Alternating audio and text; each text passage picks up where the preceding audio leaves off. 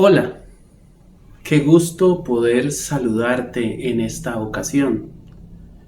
Felicitarte porque has escogido ser un instructor bíblico. Qué privilegio ser un maestro de la palabra de Dios. En esta ocasión nos vamos a esforzar por responder esa pregunta: ¿cómo enseñaría Jesús en este tiempo? Y vamos a buscar, a indagar la respuesta en el Evangelio, en la palabra de Dios. Pero antes de abrir nuestras Biblias, yo quiero invitarte, como tú ya has de saber, a la oración, para pedirle al Señor el cumplimiento de su promesa del Espíritu Santo, para que Él sea nuestro maestro y nuestra guía en el estudio de esta oportunidad. Oremos. Padre que estás en el cielo, alabamos y glorificamos tu nombre. Te damos muchísimas gracias porque eres un Dios bueno, porque nos amas y porque para siempre es tu misericordia. Qué privilegio el que nos concedes de trabajar para ti. Gracias por tomarnos en cuenta. Nos disponemos en este momento a ser instruidos por tu palabra.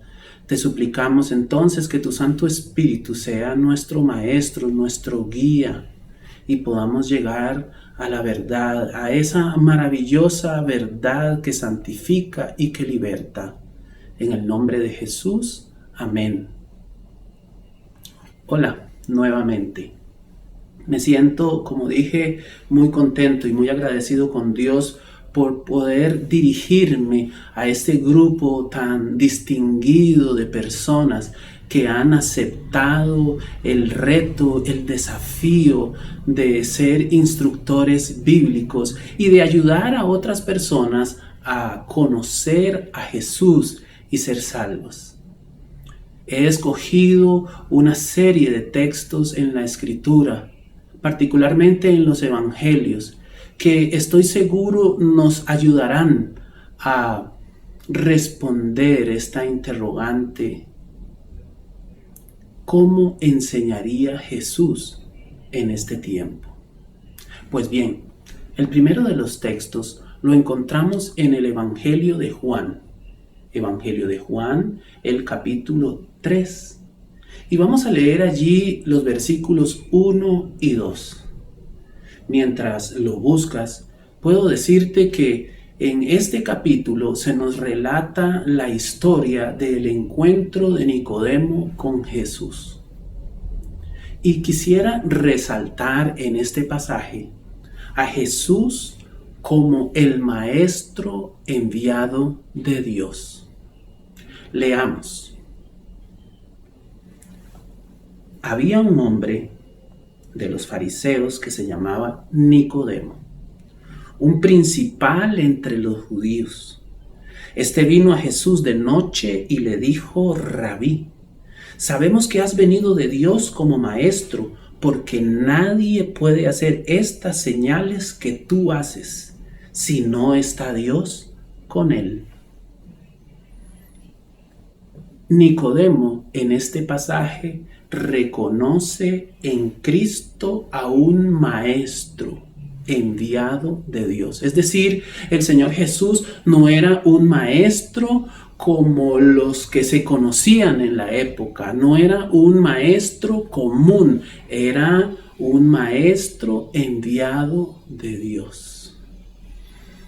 En este punto debemos hacernos la pregunta: debemos mirarnos introspectivamente y pensar en nosotros mismos como instructores bíblicos, como maestros de la palabra de Dios. ¿Cómo nos ven las personas a nuestro alrededor? ¿Cómo nos reconocen? ¿Como instructores? ¿Como maestros de la palabra enviados por Dios? El apóstol Pablo nos recomienda que nos examinemos. esta tarea de instruir a otras personas para que conozcan la verdad, para que conozcan al Señor Jesucristo, lo acepten, se entreguen a Él y sean salvas, no es una tarea ordinaria, no es un trabajo cualquiera. Tiene que realizarlo una persona que haya sido enviada por Dios. Entonces, la pregunta que debemos hacernos es, ¿he sido enviado? Las personas con quienes estudio la Biblia me reconocen como una persona enviada por Dios para explicarles, para hacer de su conocimiento el plan de la salvación. Porque esta no es una tarea que puede hacer cualquiera. Pero tú la has aceptado y quiero felicitarte por ello. Has sido enviado y has aceptado el desafío y le has dicho al Señor, yo iré. El segundo pasaje lo encontramos en el Evangelio de Mateo, el capítulo 7, a partir del versículo 28. Nos encontramos aquí con el cierre de lo que se conoce el Sermón del Monte. Se le conoce como sermón, pero en realidad, si usted pone cuidado al texto, se trata de una clase. Una clase que comienza en el capítulo 5, cuando Jesús se sienta y comienza a enseñar. Y ahora, a partir del capítulo 7, versículo 28, es el cierre de la clase. Ya la clase ha concluido y las personas que recibieron la clase se quedan con este concepto de Jesús como maestro. Dice, y cuando terminó Jesús estas palabras, la gente se admiraba de su doctrina, porque les enseñaba como quien tiene autoridad y no como los escribas y fariseos. Jesús entre nosotros fue un maestro que enseñaba con autoridad. ¿Y cómo no habría de tener autoridad nuestro Señor Jesucristo? Si Él tenía la convicción de que el trabajo que estaba realizando entre nosotras, las personas, era el cumplimiento de el llamado que Dios le había hecho y la aceptación de ese llamado cuando Él viene a enseñar de parte de Dios. Eso le da sentido a nuestro trabajo como instructores. Eso nos da confianza, porque no es una decisión arbitraria mía la que me pone a tocar una puerta y a dar un estudio bíblico. No, yo estoy haciendo eso porque Dios me lo ha pedido y yo obedientemente estoy cumpliendo con eso. Eso me permite entonces enseñar, instruir y hacerlo con convicción, con autoridad. Volvemos a la necesidad de que nos examinemos. ¿He sido enviado por Dios? ¿Estoy enseñando con convicción, con autoridad? El tercero de los pasajes aparece en el Evangelio de Juan, el capítulo 18. Y quiero resaltar aquí a Jesús como el maestro de la verdad. Vamos a leer el versículo 37. Le dijo entonces Pilato, ¿luego eres tú rey? Y respondió Jesús, tú dices que yo soy rey. Yo para esto he nacido y para esto he venido al mundo, para dar testimonio de la verdad. Todo aquel que es de la verdad oye mi voz. Jesús, el maestro de la verdad. Cuando nosotros tocamos una puerta, cuando entramos en una sala, Cuando nos sentamos a la mesa con una familia para estudiar la Biblia, para enseñarles el plan de la salvación, debemos exponer la verdad. No debemos desperdiciar nuestro tiempo en otros asuntos que no sean la verdad. Ni siquiera contradiciendo las enseñanzas de otros grupos cristianos. La verdad, cuando se expone correctamente, cuando la verdad se expone con autoridad, con convicción, ella sola hace que la mentira caiga, quede al descubierto. Qué privilegio el que tenemos nosotros hoy de ser portadores de la verdad. Qué privilegio el levantar el estandarte de la verdad en una sociedad que aun cuando se precia de exaltar el conocimiento, le teme a la verdad y frente a ella la relativiza, permitiéndonos a todos tener una parte de la verdad o la verdad desde mi punto de vista y al mismo tiempo que nadie posea la verdad. Contradictorio, ¿cierto? Pero esa no es la realidad en la que ustedes y yo debemos desempeñar nuestra labor misionera, porque Dios tiene una verdad. Independientemente de lo que nos digan otros, independientemente de lo que piensen otros, independientemente de lo que los hombres de ciencia o los filósofos nos digan, la verdad existe y es una. Y la encontramos en la palabra de Dios.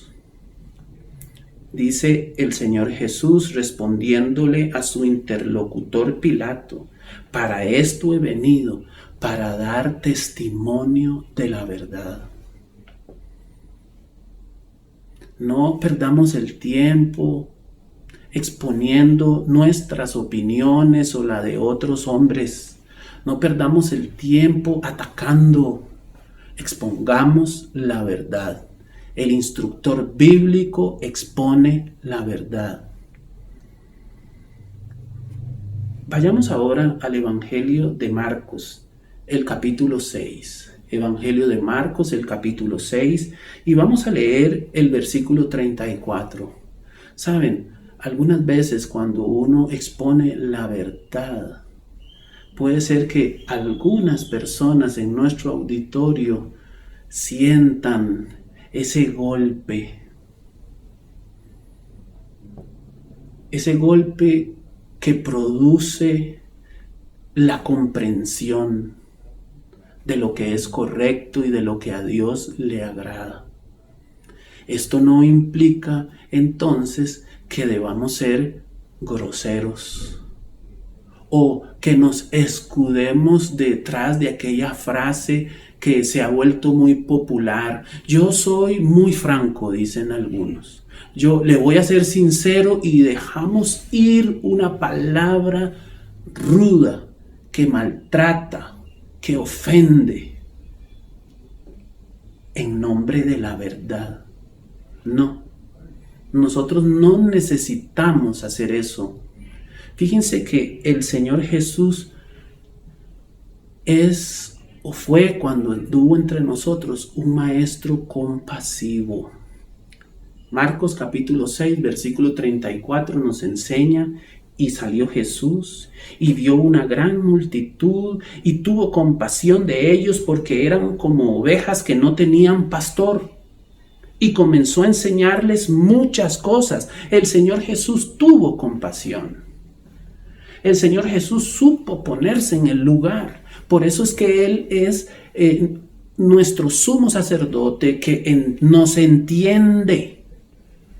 Porque fue tentado en todo, pero sin pecado.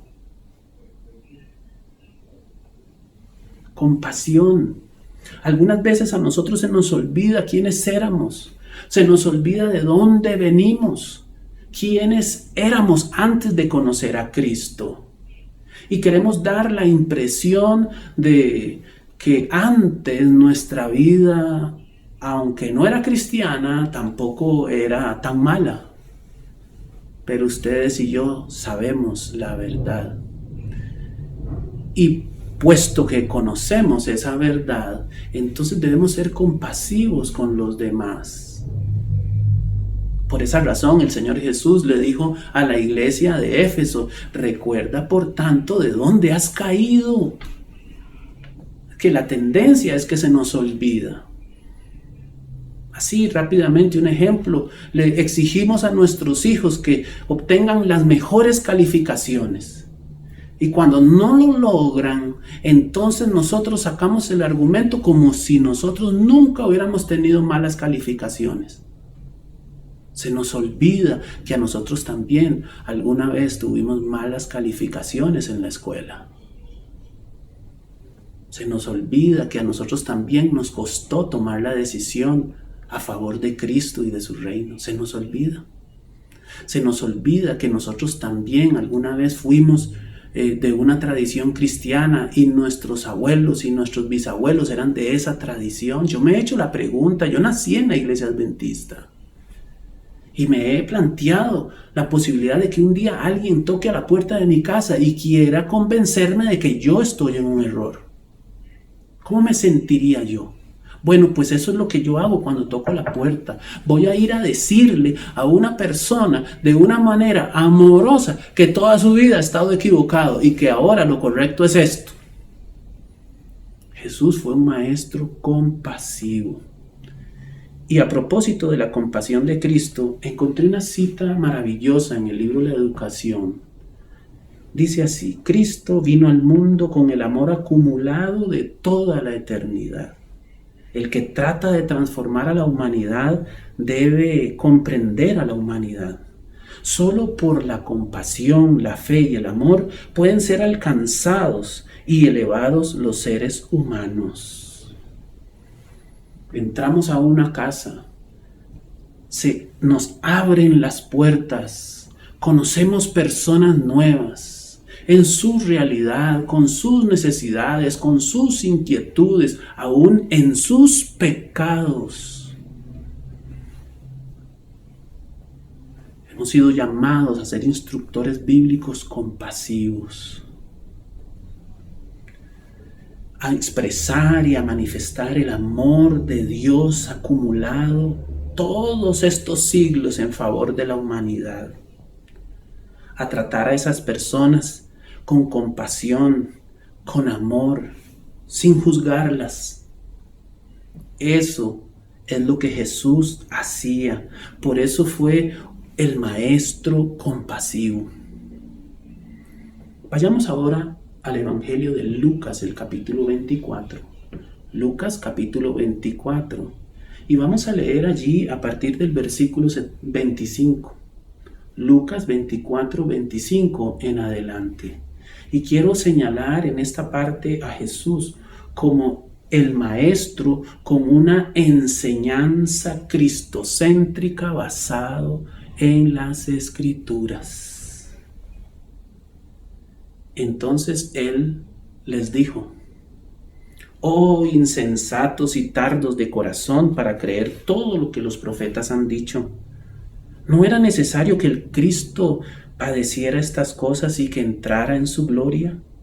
Y comenzando desde Moisés y siguiendo por los profetas, les declaraba en todas las Escrituras lo que de él decían. Varias cosas importantes aquí.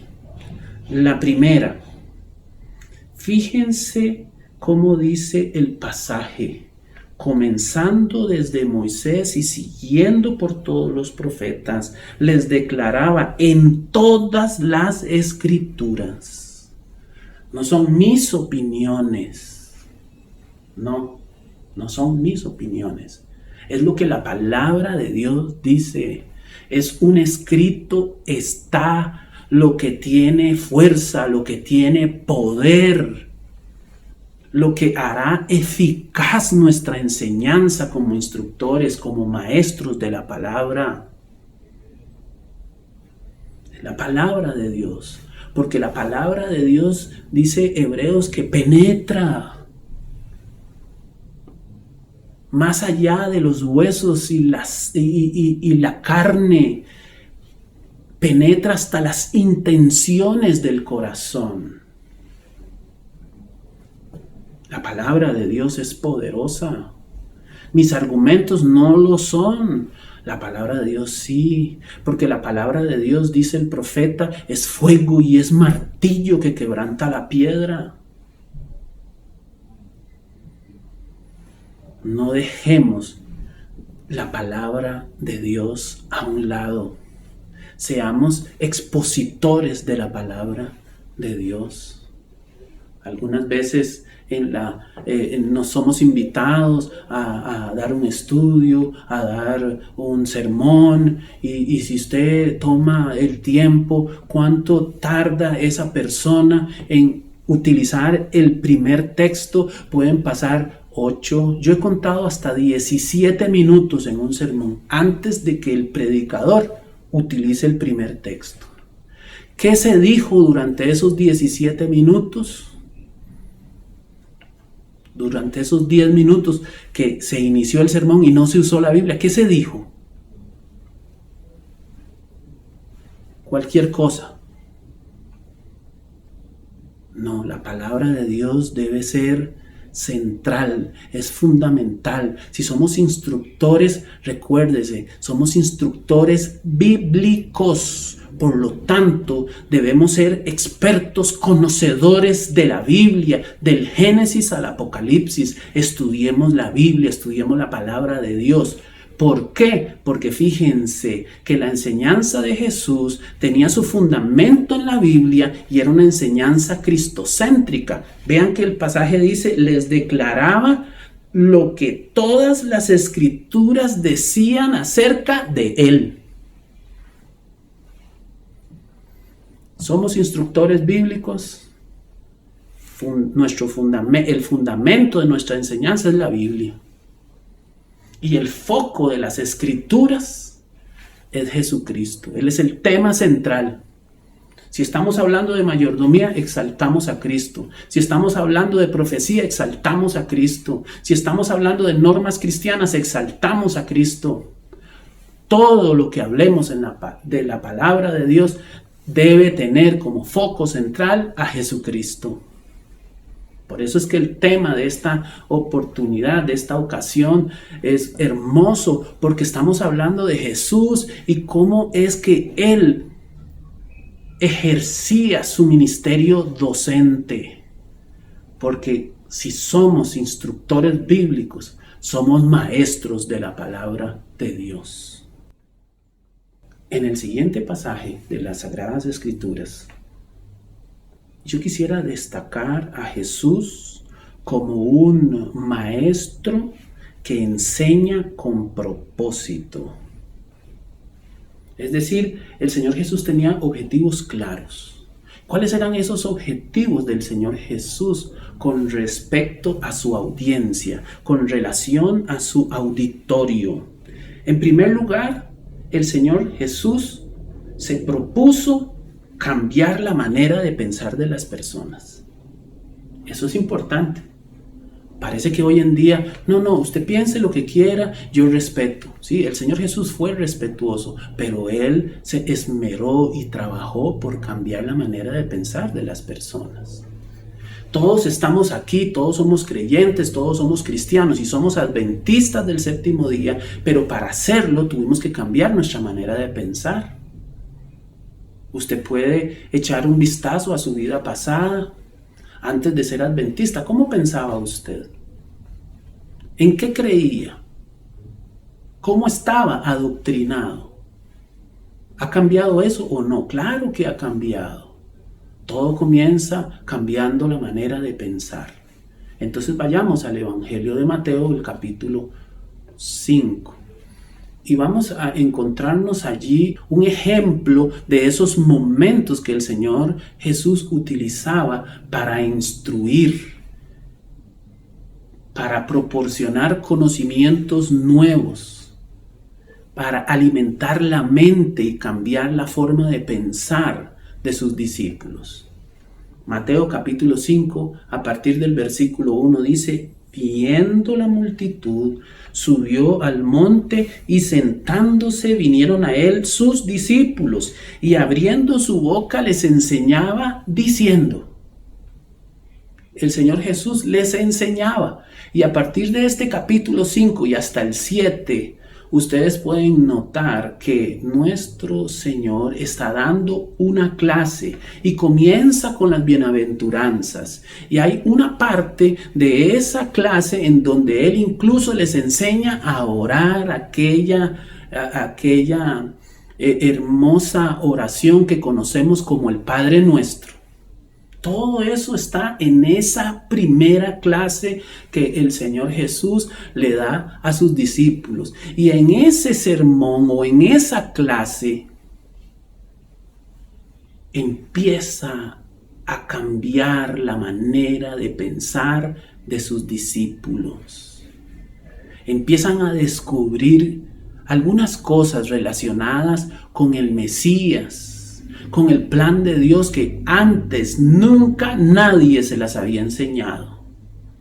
Cambiar la manera de pensar era parte del propósito de la enseñanza de Cristo.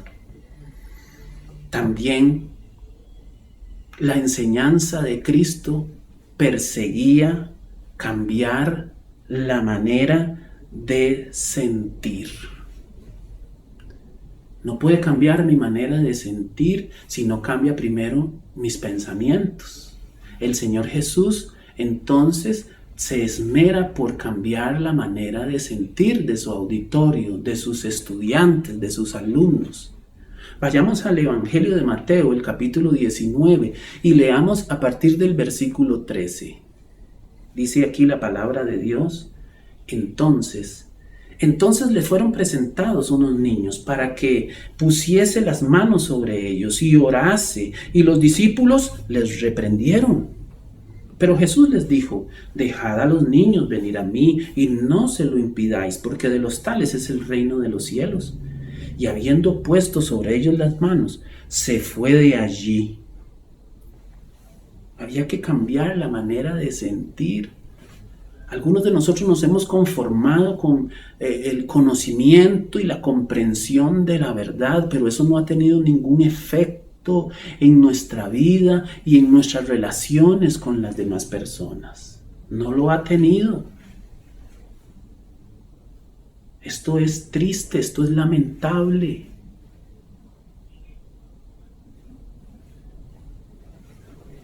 No. Dios espera que cambiando nuestros sentimientos nos relacionemos mejor con otras personas. En este caso, con los niños. Hace un tiempo conversaba con un hermano a quien tuve que llamarle la atención porque era un poco tosco o grosero en su trato con la hermandad. Y cuando lo visité en su casa, yo empecé a conversar con él y a tratar de reconvenirlo con respecto a su forma de expresarse hacia los hermanos.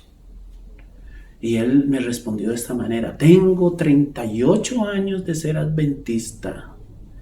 Yo siempre he dicho las cosas como son y no voy a cambiar. No hay problema con decir las cosas como son, pero se pueden decir bien. Esa tarde, muy triste, regresé para mi casa porque el Señor no quiso entender razones. Y yo pensé, porque lo pensé, no lo dije: qué lástima, 38 años. 38 años y aquella persona no se había vuelto sensible. Seguía siendo dura, tosca, grosera. No solo hay que cambiar nuestra manera de pensar y adquirir conocimientos y entender bien la doctrina y defender la fe que una vez nos fue dada o explicar las profecías. Si eso no se manifiesta a través de sentimientos nobles en favor de nuestro prójimo, en este caso de los niños, entonces no sirve, no funciona. Si vamos a ser obreros bíblicos, instructores bíblicos, maestros de la palabra de Dios, debemos reflejar con nuestro ejemplo precisamente esto.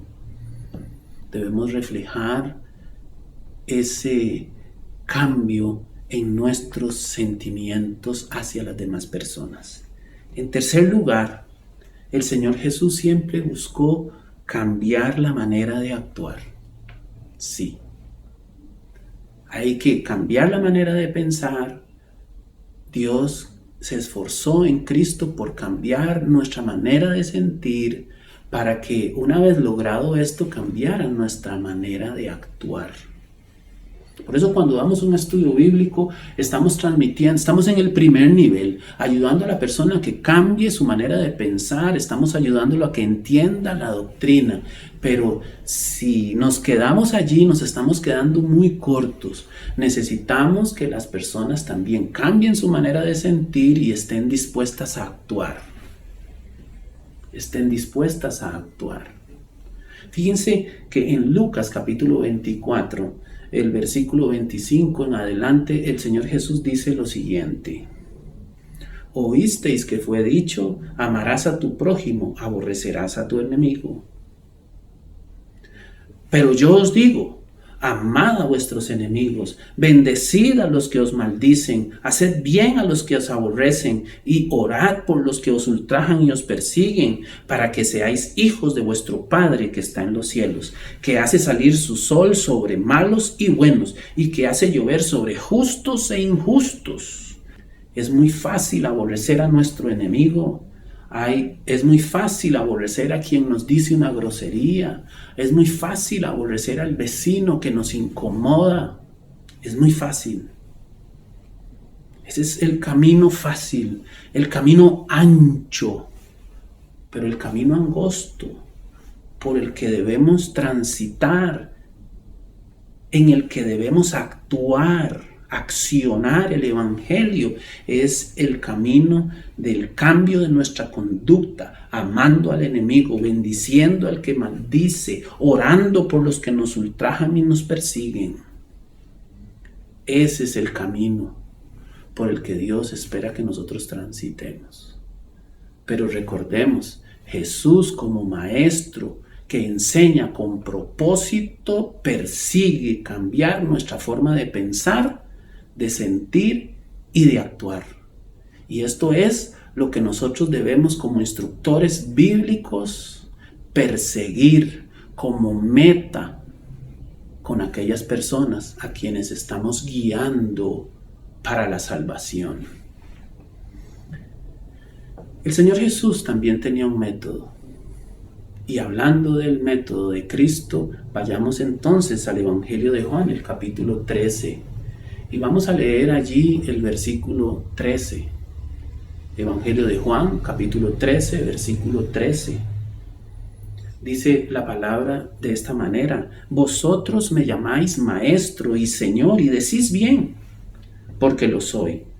Pues si yo, el Señor y el Maestro, he lavado vuestros pies, vosotros también debéis lavaros los pies los unos a los otros. Porque ejemplo os he dado, para que como yo os he hecho, vosotros también hagáis.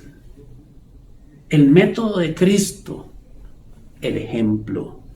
Nuestro método, hoy, el ejemplo. Eso no pasa de moda. No importa lo que usted sepa, lo que conozca, si no acompaña su enseñanza con ejemplo, su enseñanza perderá efectividad. Si hablamos del perdón es porque nosotros perdonamos. Si hablamos del amor es porque nosotros amamos. Si hablamos de la misericordia es porque nosotros somos misericordiosos. Si hablamos de la fidelidad es porque nosotros somos fieles. Si hablamos de honradez es porque nosotros somos honrados. No podemos hablar lo que no somos. Las personas deben percibirnos como ejemplares en nuestra conducta. No nos cansemos de hacer el bien porque a su tiempo segaremos, dice el apóstol Pablo. Ejemplo os he dado, dice Cristo. Y nosotros también debemos ser ejemplares.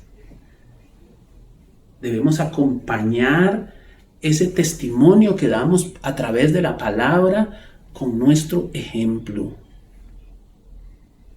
Dice Elena de White en el libro La Educación, las palabras de Cristo tuvieron en su vida una ilustración y un apoyo perfectos. Es decir, el Señor Jesús con su vida ilustraba lo que enseñaba. Él era, como decir, una parábola viviente, una ilustración viviente de lo que él enseñaba en sus clases, en sus discursos.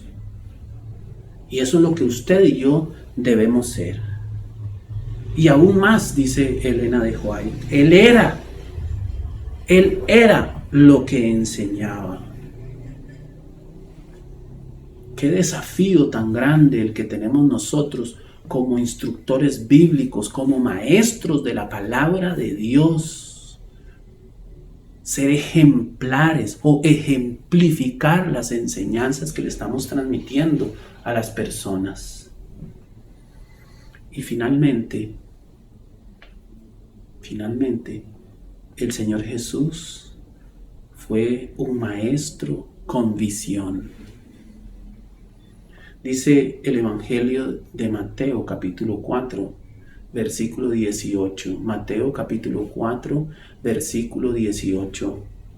Andando Jesús junto al mar de Galilea, vio a dos hermanos, Simón llamado Pedro y a Andrés su hermano, que echaban la red en el mar porque eran pescadores, y les dijo: venid a mí, venid en pos de mí, y yo os haré pescadores de hombres.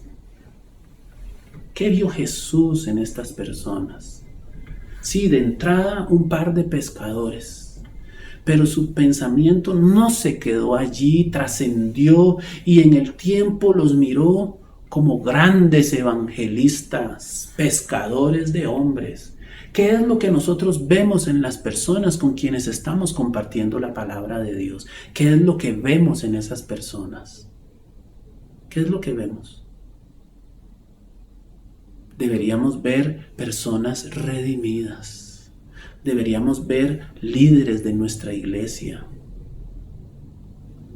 Eso es lo que deberíamos ver.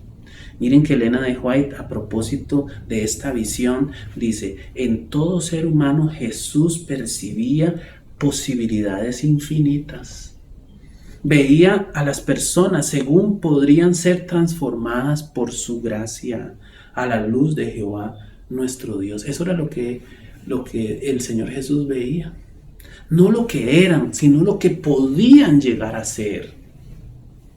A veces uno desprecia a alguien porque se viste o porque camina o por el color de la piel, pero eso no es de un cristiano, en primer lugar. Eso no es lo importante. Lo que vemos de frente, de primera entrada, la primera impresión, esa no es la que cuenta, sino esa visión espiritual que nos permita ver en aquella persona lo que Dios quiere hacer de ella.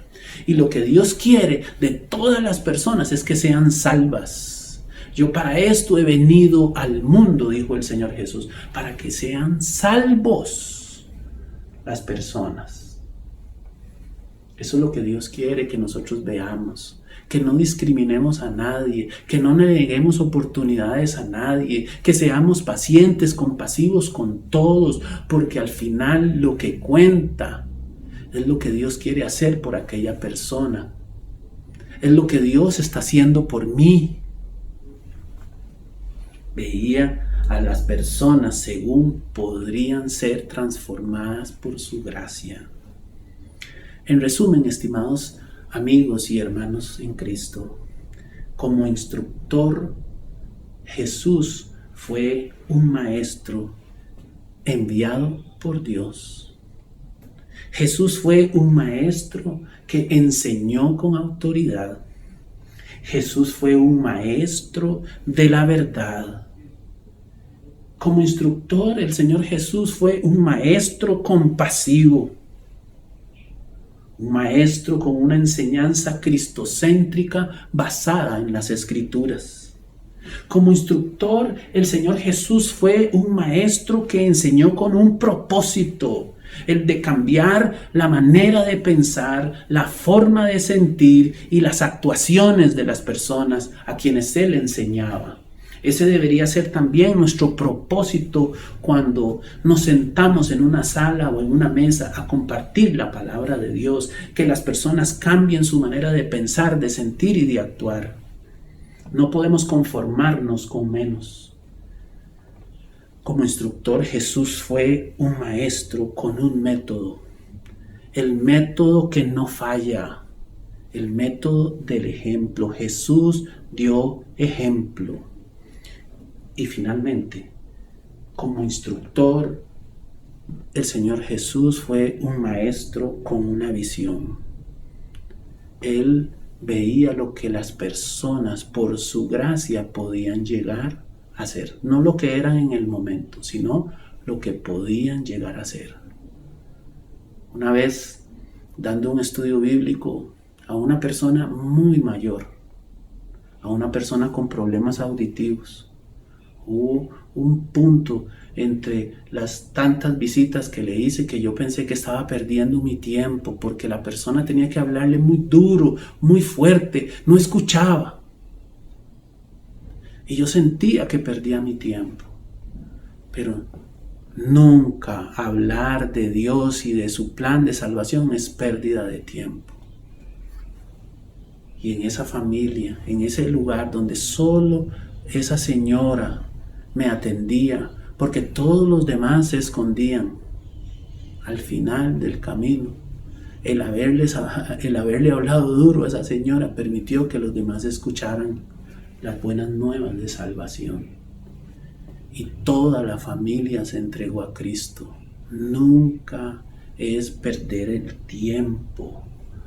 Porque donde uno no ve posibilidades, Dios las puede ver y Dios espera que nosotros podamos mirar con sus ojos y tener la visión que Él tiene de las personas y de su potencial. Hay que pedirle al Señor que abra nuestros ojos entonces. Ahora sí, respondamos la pregunta: ¿cómo enseñaría Jesús en este tiempo? Yo sé que seguramente ustedes estaban pensando en el internet y en las plataformas y en todo eso, pero no me atreví a especular cómo enseñaría Jesús en este tiempo y preferí escoger estos pasajes que hacen referencia a algunos elementos de la enseñanza de Cristo que están vigentes 2000 años después.